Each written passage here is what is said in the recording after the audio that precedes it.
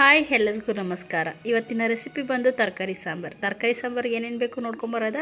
ನಾನಿಲ್ಲಿ ಅರ್ಧ ಕಪ್ ಬೇಳೆ ತೊಗೊಂಡಿದ್ದೀನಿ, 1/4 ಕಪ್ಪು ಹೆಸರು ಬೇಳೆ ತೊಗೊಂಡಿದ್ದೀನಿ. ಹೆಸರು ಬೇಳೆ ಹಾಕೋದ್ರಿಂದ ಸಾಂಬಾರು ಸ್ವಲ್ಪ ಟೇಸ್ಟ್ ಬರುತ್ತೆ. ಇದನ್ನು ಒಂದು ವಿಸಲ್ ಕೂಗಿಸ್ಕೊಂಡ್ರೆ ಸಾಕು. ಅಂದರೆ ಬೇಳೆ ಫಸ್ಟೇ ಯಾಕೆ ಬೇಯಿಸ್ಕೊತೀವಿ ಅಂತಂದರೆ ಬೇಳೆ ಬೇಯಲ್ಲ, ತರಕಾರಿ ಬೇಗ ಬೆಂದೋಗ್ಬಿಡ್ತದೆ ಅಂದ್ಬಿಟ್ಟು ಈ ಥರ ಮಾಡ್ಕೊಳ್ಳೋದು. ಇನ್ನು ನಾನು ತರಕಾರಿಗೆ ಬೀನ್ಸು, ನವಲ್ಕೋಸು, ಕ್ಯಾಪ್ಸಿಕಮ್ಮು, ಕ್ಯಾರೆಟು, ಬದನೆಕಾಯಿ ತೊಗೊಂಡಿದ್ದೀನಿ. ಇನ್ನು ರುಬ್ಬೋದಕ್ಕೆ ತೆಂಗಿನಕಾಯಿ, ಒಂದು ಈರುಳ್ಳಿ, 2 ಟೊಮೆಟೊ, ಮತ್ತು ನಾನಿಲ್ಲಿ 2 ಸ್ಪೂನ್ ಖಾರದ ಪುಡಿ ತೊಗೊಂಡಿದ್ದೀನಿ, ಮತ್ತು ಸ್ವಲ್ಪ ಹುಣಸೆಹಣ್ಣು, ಮತ್ತು ಕೊತ್ತಂಬರಿ ಸೊಪ್ಪು ಸ್ವಲ್ಪ. ಇನ್ನು ಒಗ್ಗರಣೆಗೆ ಈರುಳ್ಳಿ, ಬೆಳ್ಳುಳ್ಳಿ, ಕರಿಬೇವು ಸೊಪ್ಪು, ಒಣಮೆಣ್ಸಿಕಾಯಿ 2 ತಗೊಂಡಿದ್ದೀನಿ, ಮತ್ತು 1 ಟೇಬಲ್ ಸ್ಪೂನ್ ಸಾಸಿವೆ. ಇನ್ನು ಬಾಣಲಿಗೆ ಸ್ವಲ್ಪ ಎಣ್ಣೆ ಹಾಕ್ಕೊಂಡು ಇನ್ನು ಕರಿಬೇವು ಸೊಪ್ಪು, ಈರುಳ್ಳಿ, ಇದು ಒಣಮೆಣ್ಸಿಕಾಯಿ ಅವೆಲ್ಲ ಹಾಕ್ಕೊಂಡು ಸ್ವಲ್ಪ ಗಮ್ಮನವ್ರಿಗೆ ಹುರ್ಕೊಬೇಕು.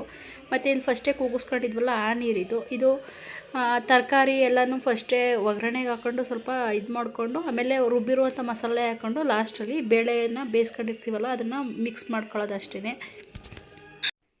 ಇನ್ನು ಕೊನೆಯಲ್ಲಿ ಬದನೆಕಾಯಿ ಹಾಕ್ಕೊಂಡು ಸ್ವಲ್ಪ ಹೊತ್ತು ಬೇಯಿಸ್ಕೊಂಡ್ರೆ ಮುಗೀತು. ಇದನ್ನು ಮುದ್ದೆ ಜೊತೆಲ್ಲಾದ್ರು ಸರ್ವ್ ಮಾಡ್ಬೋದು, ಮತ್ತು ಅನ್ನದ ಜೊತೆಲ್ಲಾದ್ರು ಸರ್ವ್ ಮಾಡ್ಕೊಂಡು ತಿನ್ಬೋದು. ಟೇಸ್ಟ್ ಮಾತ್ರ ಸೂಪರಾಗಿರುತ್ತೆ. ನೀವು ಮನೇಲಿ ಮಾಡ್ಕೊತೀನಿ, ಟೇಸ್ಟ್ ಹೆಂಗೈತೆ ಅಂತ ಹೇಳಿ. Thank you.